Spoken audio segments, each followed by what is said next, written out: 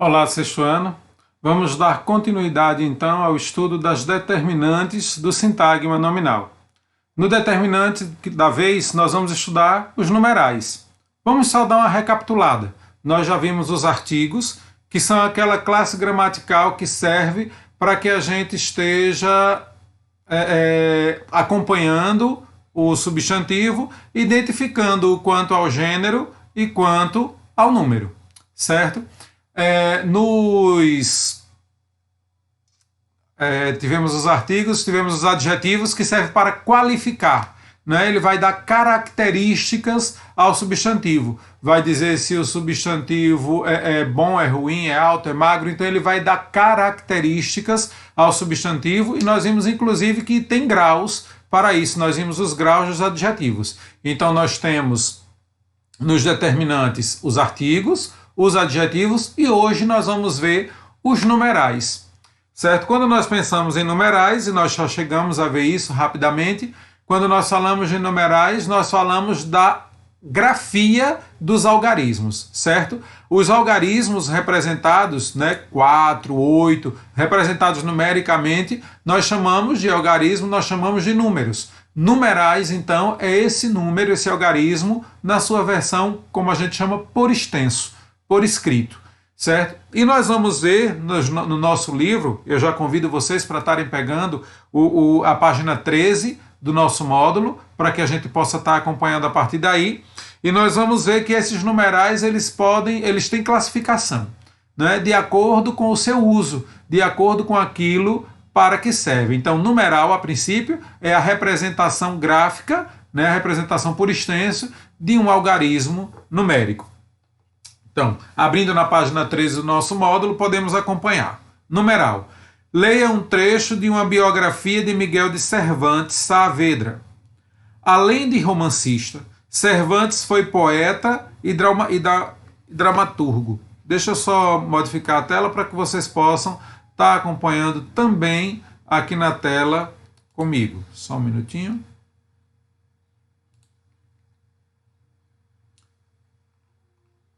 Então tá aí.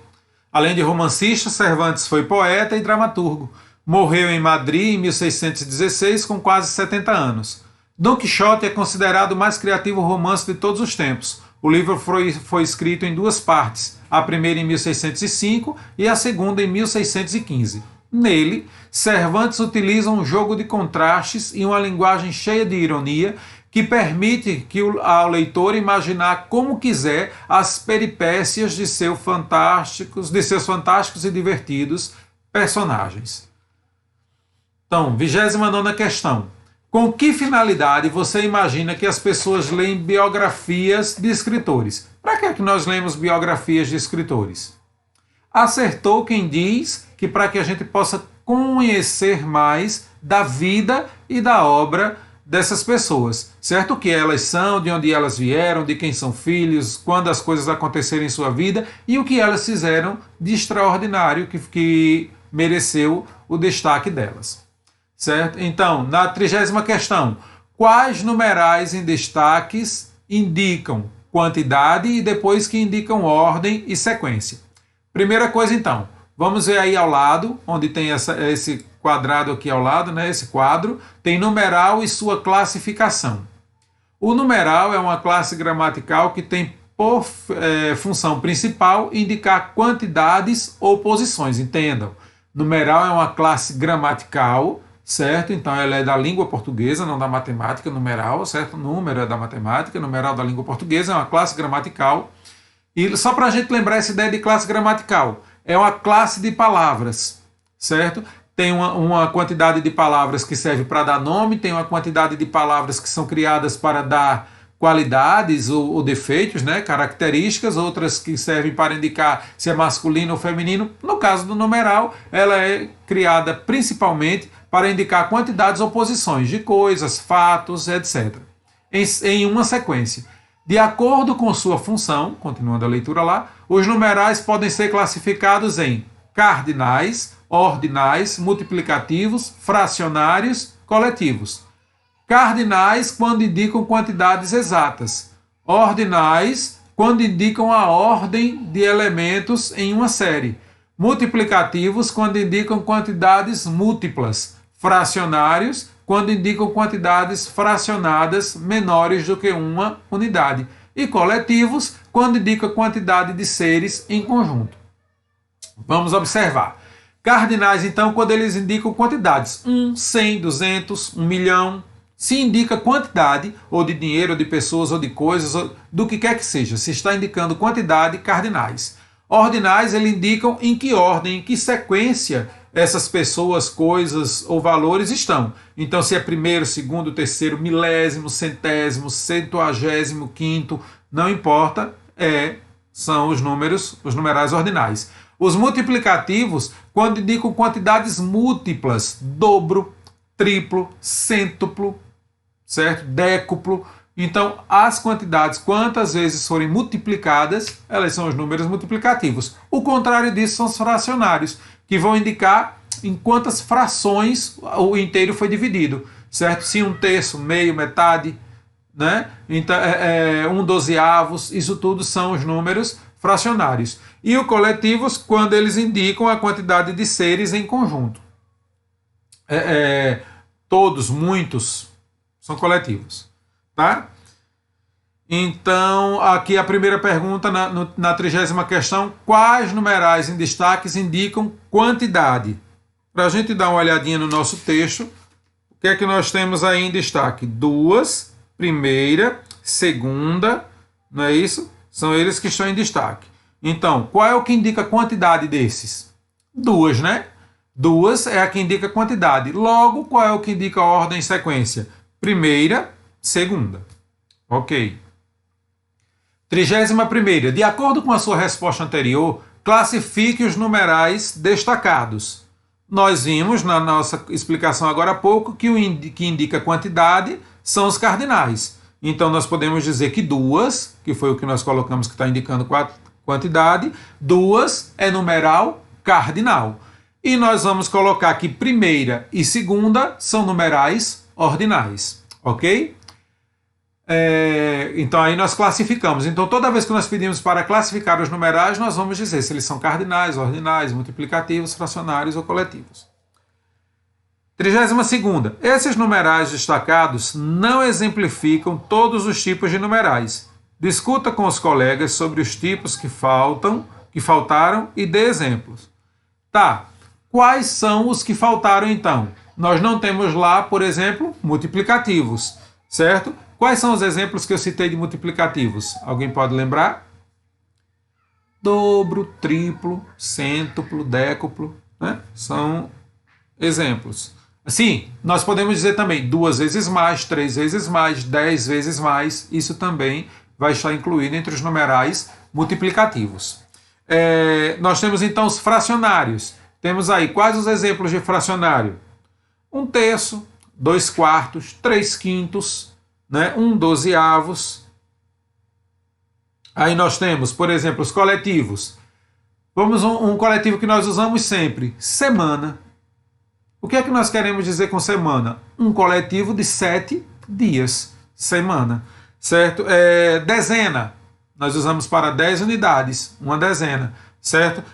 Dúzia para 12 unidades. Resma, uma resma de papel, 500 unidades de folhas de papel, uma resma, certo? E por aí, etc. Então, esses são os exemplos que nós podemos estar citando. Só um minutinho. Deixa eu conferir aqui com vocês. Ok. Nós temos para essa semana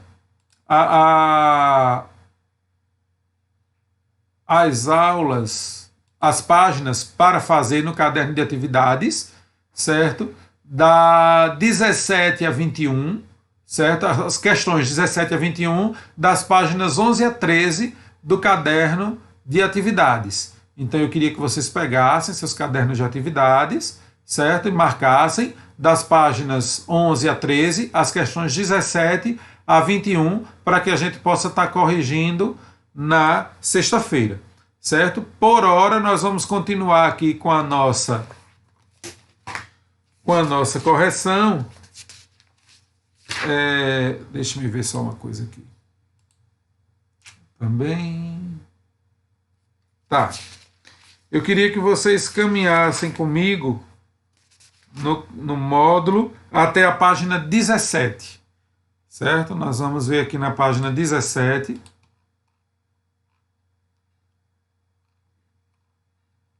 Página 17, tem prática de escrita, tirinha. Tá, primeira coisa para a gente saber de tirinha. Nós estudamos HQ.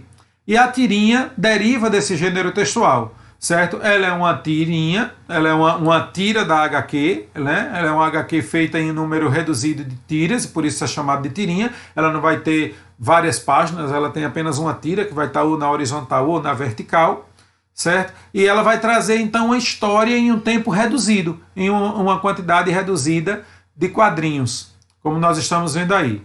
Então nós temos tirinha. Entre os personagens dos quadrinhos brasileiros mais conhecidos estão os da Turma da Mônica. Você sabia que a primeira vez que a Mônica apareceu em uma história foi no ano de 1963?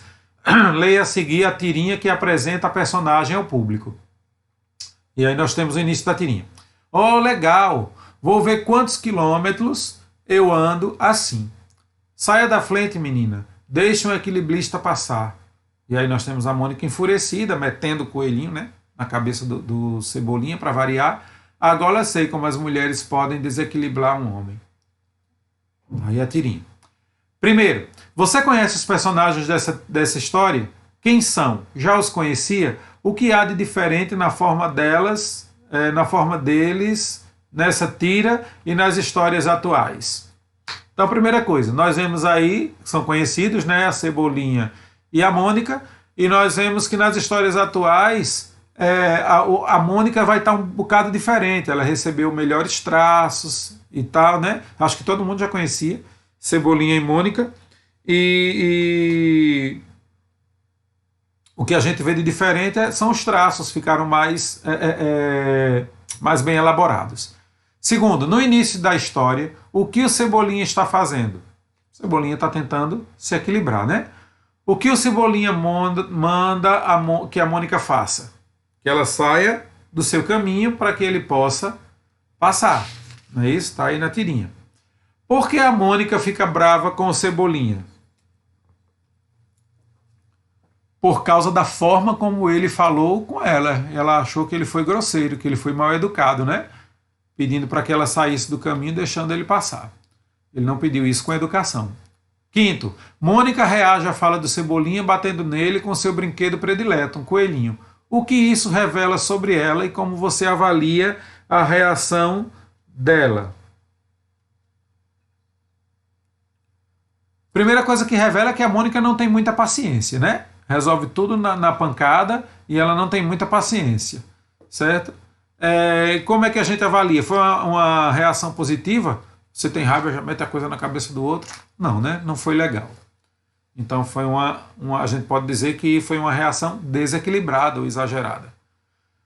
Sexto, na fala do último quadrinho, Cebolinha reproduz uma frase que, pode-se supor, deve ter ouvido em outra situação. As mulheres podem desequilibrar um homem. De maneira geral, qual é o sentido de desequilibrar nessa frase? Fazer perder o equilíbrio físico ou provocar uma perturbação psicológica? Nessa frase que ele coloca, está no sentido figurado, né? Provocar uma perturbação psicológica, desequilibrar psicologicamente o homem. Ele não estava falando do literal, que foi o que ela fez, que foi desequilibrar ele no seu equilibrismo. Sétimo, na fala de Cebolinha no último quadro, qual é o sentido de desequilibrar? Fazer perder o equilíbrio físico ou provocar perturbação psicológica? No caso aí, na fala do Cebolinha no último quadro, qual é o sentido? Fazer perder o equilíbrio físico. Não é isso? Observe ao responder as questões a seguir como a leitura dos elementos visuais contribui para a construção dos sentidos da tirinha. Então vamos lá. A gente está lendo a tirinha. A gente lê a tirinha apenas lendo o que está nos balões ou o que está escrito? Não, a gente vai avaliando também o que os desenhos nos mostram, né? Então, no oitavo, em que lugar, espaço, as ações dos personagens ocorrem e como você identifica? Nós vemos que ocorre numa calçada, né? Tem um muro lá e tal, e o Cebolinha vai estar tentando se equilibrar nela, né? A gente vê muro, parede, vê a calçada, então a gente consegue identificar porque são elementos do dia a dia. Observe em cada quadrinho as expressões faciais de Cebolinha e indique o sentimento que elas expressam. No primeiro quadro, como é que ele tá? Como é que tá lá? A gente olhando o primeiro quadrinho. Ele vai estar com cara de quê? De alegria, de entusiasmo, né? É a primeira expressão dele. No segundo, quando ele vê Mônica na frente dele, atrapalhando o caminho, como é que a cara dele fica? De braveza, né? Irritado. No terceiro quadrinho, como é que ele fica depois de levar a coelhada da Mônica? De dor, né?